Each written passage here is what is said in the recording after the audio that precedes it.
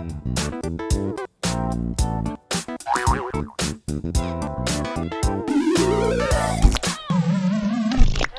this webisode, for the first time in 2 weeks, Bitcoin has actually set a lower low, breaking below some previous lows on this chart, specifically back in August of 2020. What does it mean for Bitcoin's price over the immediate short term? Is Bitcoin going to continue going lower? And if so, what are our pullback targets? And as well as the fractal that we discussed in yesterday's video, now obsolete. Has this actually been broken? We're going to be taking a look at this. As you can see, this ascending channel. Now we'll give you an update on what is going on with that. And wow, altcoins across the board are losing juice, falling below the 21-day moving average. We'll show you what the next likely pullback targets are for Ethereum, Tezos, Chainlink, and some other picks here. Wow, what's going on, everyone? Welcome back to an exciting Tuesday webisode. We're going to be delving into what is going on with Bitcoin's price right now as we're seeing Bitcoin actually dump. Finally, are we actually finally getting this break out of this ascending triangle that just keeps coming back for more, you guys? This ascending triangle has been drawn and redrawn by myself and dozens of other analysts and people across the space for weeks now. This thing continues to shift. This is, again, one of the most neutral times that the market has been, one of the most indecisive a lot of traders have been in quite a long time because of so many things happening on these macro time frames and these smaller time frames. So much of it is coming together to convolute what the bigger picture is of Bitcoin over the next few weeks. So huge, we're going to be delving into that, what our next likely targets for Bitcoin is, what areas we are most likely not going to fall through. We're going to show you all of that in today's webisode. So guys, huge, if you're new to the channel, make sure to leave your like below, make sure to leave a comment so you can enter for these ledgers. And if you're new to the channel, hit that subscribe and turn on the ding so you get notified when we upload new content. And as well, we will be selecting a winner for one of these ledgers today. So all you have to do to enter in the future is just make sure you leave comments on every video because we pick. Huge, guys. So if we delve into this 4-hour chart, you can see now finally we are getting some decisive momentum here where we had multiple touches along this ascending line of support for Bitcoin over the past few weeks, really ever since the beginning of August. End of July, we've been finding support right along this line. You can see the very first time back here on July 31st, we had some touches. Then again, we had it August 1st and 2nd. We even had some wicks almost down to here just a few days after that. And then a few substantial wicks here on August 10th and 11th. And then most recently on August 22nd, guys. And you see we actually were testing this for a few hours if you're watching the chart here today. But it looks as though now we're breaking below it. And as you can see, these are full-bodied candles to the downside, meaning this dump is happening as we are recording. So what are our next most likely targets to the downside? We're going to be getting to that as well. And guys, before we get into those short-term targets, I want to preface it by saying this, and this is something we've been saying since we broke out on this monthly chart of this gigantic symmetrical triangle. It would be healthy, and many people would be expecting this to be a very likely scenario if we get a very substantial pullback. Again, this is still very early on, all the way down below 9,000. Ultimately, our absolute lowest target over the next few weeks is actually $8,500 US. Okay, on a macro setup, that's exactly what we think is the very lowest target because, guys, this market is about to get extremely bullish.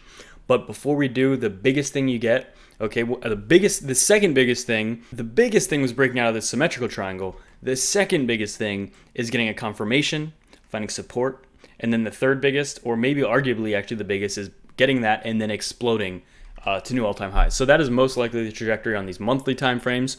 Again, but you guys are watching videos daily, so we're going to get into what exactly we're looking for on the short term, because even though 8,500 in my opinion is the lowest that we could go, I don't think we're going to go there. I don't think we're going to drop that low. I think it's even highly unlikely that it will drop below 10,000, and let me show you why. Huge, guys. So you can see on this chart, as we are currently breaking below those lows, we're breaking out of this very nice structure we had for support over the past few weeks.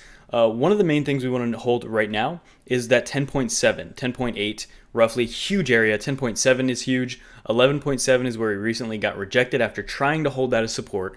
Okay, we flipped 11.7 and we were trying to hold that as support and we failed that, and that is why we're coming down right now in my opinion on the short term. But ultimately 10.5 needs to hold, and as well we have this 7-year line of support right here, and that's going to be above 10.7. Okay, so a lot of people think we won't even go below 11,000 US dollars. I personally think a pretty substantial pullback that we could see over the next few days is actually going to be all the way down to 10.5, guys. If we come down to 10.5, I'm looking at that heavily for a long opportunity, right? I'm looking at that heavily to go in because, guys, I'm extremely bullish. I understand that we need a pullback. Most likely we need that confirmation like I just talked about a few minutes ago on those macro timeframes. I understand we need that. This looks maybe bad if you're looking at the 1 hour and the 4 hour chart, but really this is absolutely nothing.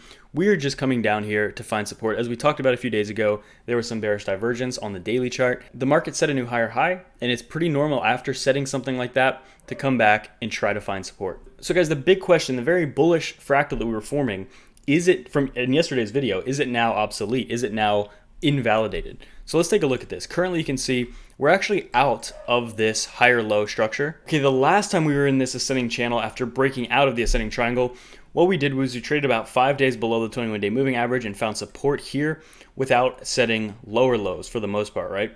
We got some very nice wicks, but for the most part, it was a very much a higher low structure. Let's actually go and see exactly what we're seeing right now because this has changed. And we're still trading below this less than we were previously. So obviously we did get rejected at the 21, similar to like what we did in the last one. However, to completely invalidate this, I think we'd have to go right around 11,000 US dollars. Currently, we're about $200 above that. By the time this gets uploaded, you guys will know. So if we break 11K, although for the most part, this already does look invalidated. However, this could be a very quick wick, which we see often. Sometimes the patterns are not perfect, but that's what we're watching for there. And as well, that lines up perfectly, 10.7, huge area, exactly where the 50-day moving average is. And more importantly, it's exactly where this confluent zone is here from 10,003 all the way up to about 10,006 or about 10,700, which is where we were facing heavy resistance for the last year. So this is a huge test coming up as we had 4 different attempts to break this, with the 4th one finally being the one that actually broke it, guys. So this is huge. So we had one back in October 2019, and then again back in February of 2020, and then we had one back in the summer, okay, actually just a few months ago back in June, May and June, and then we finally did break it at the very end of July, so less than a month ago, or about exactly a month ago is when we finally broke this level, broke 10.5. Previous resistance becomes future support, and this was an absolutely huge resistance. So we're going to look at this heavily for support here. Okay, 10.5 I think is going to be a monster. And guys, even if we broke 10.5, what is right below that? 10,000 exactly, one of the most psychological numbers in Bitcoin's history, the $10,000 level. So I really doubt we're even going to get that low. I do see the dump happening, and honestly, I hope we get a continued dump very soon. We want to see a return to volatility as we've been trading kind of within this ascending pattern for the past few weeks. It's been relatively boring. Some altcoins have thrived during it, but now the market is waiting for Bitcoin's move, and it has been for a few days, so it's been a little more boring.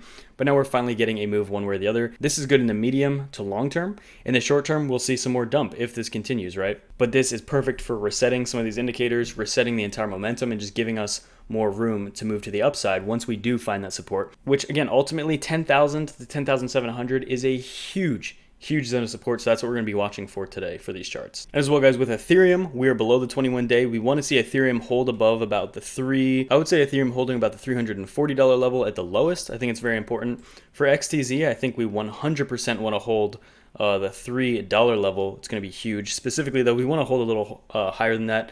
XTZ is actually getting beaten down a little bit more than we'd like to right now. This is kind of the area I want to see it hold already, so it's already at the area we want to hold. Ethereum still has some room to go to the downside, meaning it's still decently high up. Link actually now as well broken below that. I want to see Link ultimately at least hold the $9 or $10 level at the lowest. I've been saying $10 is a pretty good substantial pullback for Link, where I actually might put more into my position for Link around 9 or 10. But for the most part, I already have so much Link that I am very bullish on over the long term that I don't necessarily think I should be accumulating more of it, because I have so much of it that I think, again, diversification is key. I need to continue allocating to other areas, in my opinion.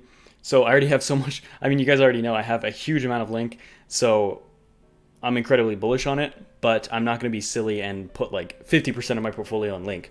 So, if I keep putting into Link, then it's going to end up being close to that, so I can't do that. But yeah, if it gets down to that $9 or $10, then I'm going to be fighting with myself to think, well, maybe I should actually put more into it. Huge, guys. Well, thanks so much for coming by. If you're interested in learning charting, trading, following along with my portfolio, getting updates in the Telegram and everything like that, make sure to sign up for T4, where you get 15% off when you put in the code MILLIONS at checkout. Sale will be ending soon. Wow, let's make crypto great again.